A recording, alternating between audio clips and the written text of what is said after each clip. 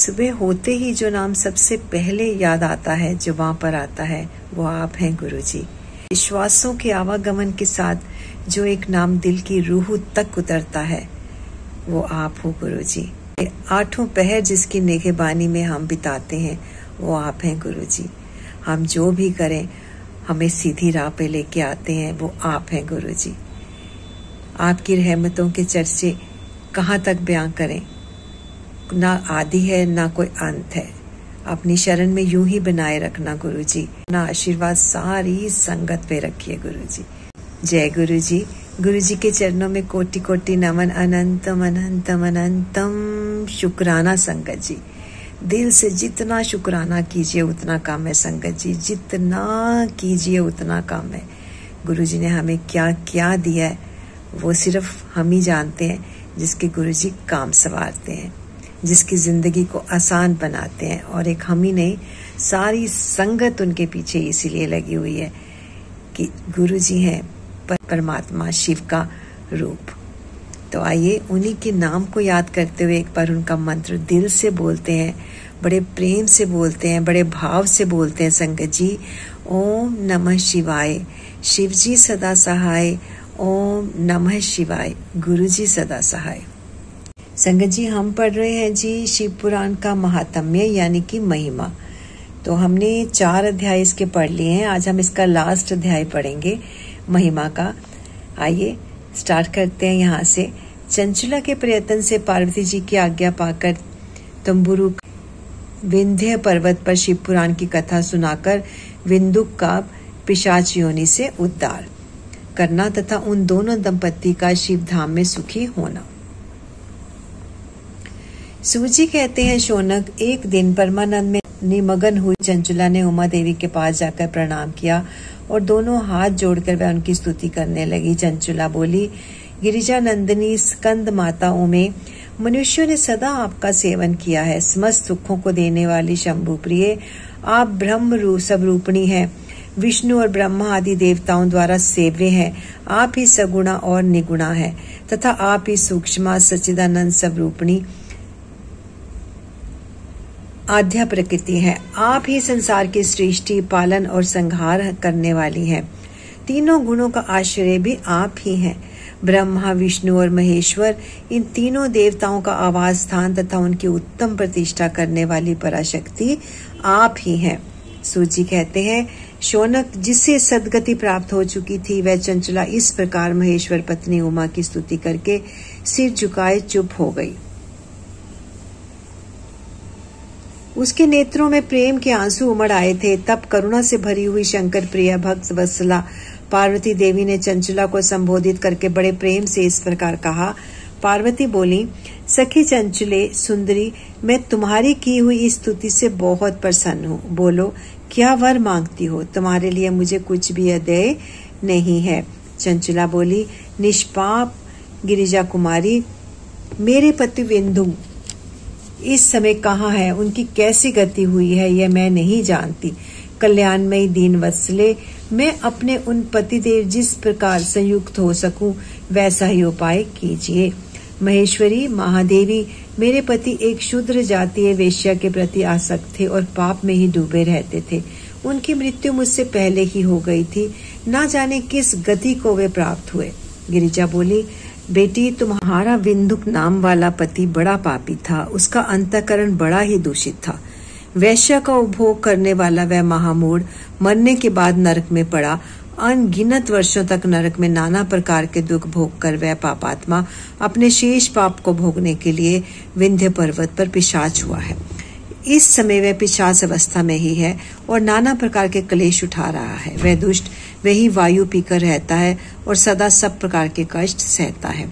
सूजी कहते हैं शौनक, गौरी देवी की यह बात सुनकर उत्तम व्रत का पालन करने वाली चंचला उस समय पति के महान दुख से दुखी हो गई। फिर मन को स्थिर करके उस ब्राह्मण पत्नी ने व्यथित हृदय से महेश्वरी को प्रणाम करके पुनः पूछा।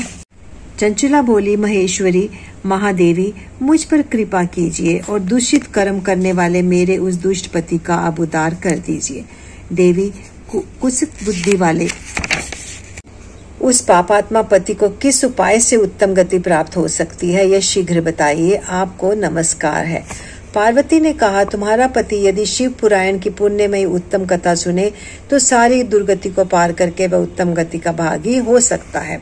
अमृत के समान मधुर अक्षरों से युक्त गौरी देवी का यह वचन आदर पूर्वक सुनकर चंचला ने हाथ जोड़ मस्तक झुकाकर उन्हें बारंबार प्रणाम किया और अपने पति के समस्त पापों की शुद्धि तथा उत्तम गति की प्राप्ति के लिए पार्वती देवी से वह प्रार्थना की कि मेरे पति को शिव पुराण सुनाने की व्यवस्था होनी चाहिए। उस ब्राह्मण पत्नी के बारंबार प्रार्थना करने पर शिव प्रिय गौरी देवी को बड़ी दया आई।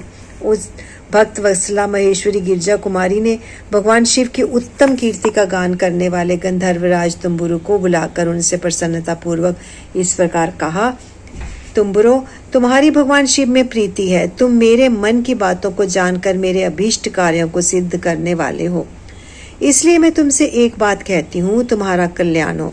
तुम मेरी इस सखी के साथ शीघ्र ही विंध्य पर्वत पर जाओ। वहाँ एक महाघोर और भयंकर पिशाच रहता है। उसका वृतांत तुम आरंभ से ही सुनो। मैं तुमसे प्रसन्नता पूर्वक सब कुछ बताती हूँ। पूर्व जन्म में वह पिशाच बिंदुक नामक एक ब्राह्मण था। मेरी सखी चंचला का पति था, परंतु वह दुष्ट वेश्यागामी हो गया। स्नान संध्या आदि नित्य कर्म को छोड़कर अपवित्र रहने लगा। क्रोध के कारण उसकी बुद्धि पर मूढ़ता छा गई थी। वह कर्तव्य का विवेक नहीं कर पाता था। अभक्ष्य भक्षण, सज्जनों से द्वेष और दूषित वस्तुओं का दान लेना, यही उसका स्वाभाविक कर्म बन गया था। वह अस्त्र शस्त्र लेकर हिंसा करता, बाएं हाथ से खाता, दीनों को सताता और क्रूरता पूर्वक पराये घरों में आग लगा देता था। चंडालों से प्रेम करता और प्रतिदिन वैश्यों के संपर्क में रहता था।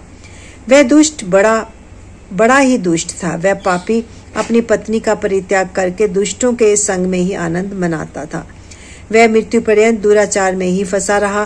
फिर अंत काल आने पर उसकी मृत्यु हो गई। वह पापियों के भोग स्थान घोर यमपुर में गया और वहां बहुत से नरकों का उपभोग करके वह दुष्ट आत्मा जीव इस समय विंध्य पर्वत पर पिशाच बना हुआ है। वह दुष्ट पिशाच अपने पापों का फल भोग रहा है। तुम उसके आगे यत्न पूर्वक शिव पुराण की यह दिव्य कथा का प्रवचन करो, जो परम पुण्यमयी तथा समस्त पापों का नाश करने वाली है। शिव पुराण की कथा का श्रवण सबसे उत्कृष्ट पुण्य कर्म है। उससे उसका हृदय शीघ्र ही समस्त पापों से शुद्ध हो जाएगा और वह प्रेत योनि का परित्याग कर देगा। उस दुर्गति से मुक्त होने पर विंदुक नामक पिशाच को मेरी आज्ञा से विमान पर बिठाकर तुम भगवान शिव के समीप ले आओ। सूत जी कहते हैं, शौनक, महेश्वरी उमा के इस प्रकार आदेश देने पर गंधर्वराज तंबुरु मन ही मन बड़े प्रसन्न हुए। उन्होंने अपने भाग्य की सराहना की। तत्पश्चात उस पिशाच की सती साध्वी पत्नी चंचला के साथ विमान पर बैठकर नारद के प्रिय मित्र तंबुरु वेग पूर्वक विंध्याचल पर्वत पर गए, जहाँ वह पिशाच रहता था। वहां उन्होंने उस पिशाच को देखा। उसका शरीर विशाल था, थोड़ी बहुत बड़ी थी। वह कभी हंसता, कभी रोता, कभी उछलता था। उसकी आकृति बड़ी विकराल थी। भगवान शिव की उत्तम कीर्ति का गान करने वाले महाबोरी तंबुरु ने उस अत्यंत भयंकर पिशाच को पाशों द्वारा बांध लिया। तदंतर तंबुरु ने शिव पुराण की कथा बाजने का निश्चय करके महोत्सव, युग स्थान और मंडप आदि की रचना की। इतने में ही संपूर्ण लोगों में बड़े वेग से यह प्रचार हो गया कि देवी पार्वती की आज्ञा से एक पिशाच का उद्धार करने के उद्देश्य से शिव पुराण की उत्तम कथा सुनाने के लिए तंबुरु विंध्य पर्वत पर गए हैं। फिर तो उस कथा को सुनने के लोभ में बहुत से देव ऋषि भी शीघ्र ही वहां जा पहुंचे। आदर पूर्वक शिव पुराण सुनने के लिए आए हुए लोगों का उस पर्वत पर बड़ा अद्भुत और कल्याणकारी समाज जुट गया। फिर तंबुरु ने उस पिशाच को बाशों में बांधकर आसन पर बिठाया और हाथ में वीणा लेकर गौरीपति की कथा का आरंभ किया। पहली अर्थात विंध्येश्वर संहिता से लेकर 7वीं वायु संहिता तक महात्म्य सही शिव पुराण की कथा का उन्होंने स्पष्ट वर्णन किया। 7 संहिताओं से ही शिव पुराण का आदर पूर्वक श्रवण करके वे सभी श्रोता पूर्णतः कृतार्थ हो गए। उस समय पुण्य में शिव पुराण को सुनकर उस पिशाच ने अपने सारे पापों को धोकर उस पैशाचिक शरीर को त्याग दिया। फिर तो शीघ्र ही उसका रूप दिव्य हो गया। अंग कांति गौरण वर्ण की हो गई। शरीर पर श्वेत वस्त्र तथा सब प्रकार के पुरुषोचित आभूषण उसके अंगों पर उदासित करने लगे। वह त्रिनेत्रधारी चंद्रशेखर रूप हो गया। इस प्रकार दिव्य देवधारी होकर श्रीमान बिंदु अपने प्राण बल्लभा चंचुला के साथ स्वयं भी पार्वती बल्लभ भगवान शिव का गुणगान करने लगा। उसकी स्त्री को इस प्रकार दिव्य रूप से सुशोभित देखकर वे सभी देव ऋषि बड़े विस्मित हुए। उनका चित्त परमानंद से परिपूर्ण हो गया। भगवान महेश्वर का यह अद्भुत चरित्र सुनकर वे सभी श्रोता परम कृतार्थ हो प्रेम पूर्वक श्री शिव का योगागान यशोगान करते हुए अपने अपने धाम को चले गए। दिव्य रूपधारी श्रीमान बिंदुक भी सुंदर विमान पर अपनी प्रियतमा के पास बैठकर सुख पूर्वक आकाश में स्थित तो बड़ी शोभा पाने लगा। तदंतर महेश्वर के सुंदर एवं मनोहर गुणों का गान करता हुआ वह अपनी प्रियतमा तथा तंबुरु के साथ शीघ्र ही शिवधाम में जा पहुंचा। वहां भगवान महेश्वर तथा पार्वती देवी ने प्रसन्नता पूर्वक बिंदुक का बड़ा सत्कार किया और उसे अपना पार्षद बना लिया। उसकी पत्नी चंचुला पार्वती जी की सखी हो गई। उस घनीभूत ज्योति स्वरूप परमानंदमय सनातन धाम में अविचल निवास पाकर वे दोनों दंपति परम सुखी हो गए। अध्याय 5 की समाप्ति। इसके साथ ही संगत जी हमारा शिव पुराण का महात्म्य यानी कि शिव पुराण की महिमा का अध्याय समाप्त होता है। संगत जी आइए गुरु जी से आज्ञा ले लेते हैं। गुरु जी ओम नमः शिवाय। शिव जी सदा सहाय। ओम नमः शिवाय। गुरु जी सदा सहाय। संगत जी हमने शिव पुराण के कोई भी हम अध्याय पढ़े, इसकी महिमा पढ़े, विदेश्वर संहिता पढ़े, कोटि रुद्र संहिता पढ़े, रुद्र संहिता पढ़े, उमा संहिता पढ़े, कुछ भी पढ़े, उसके साथ राम नाम लेना बहुत ही आवश्यक है।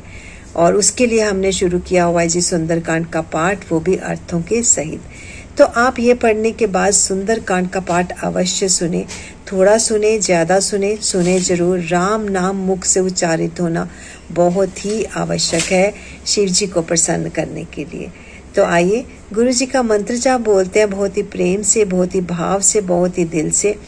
ओम नमः शिवाय। शिव जी सदा सहाय। ओम नमः शिवाय। गुरु जी सदा सहाय। शुक्राना गुरु जी, शुक्राना गुरु जी। Thank you for everything Guru.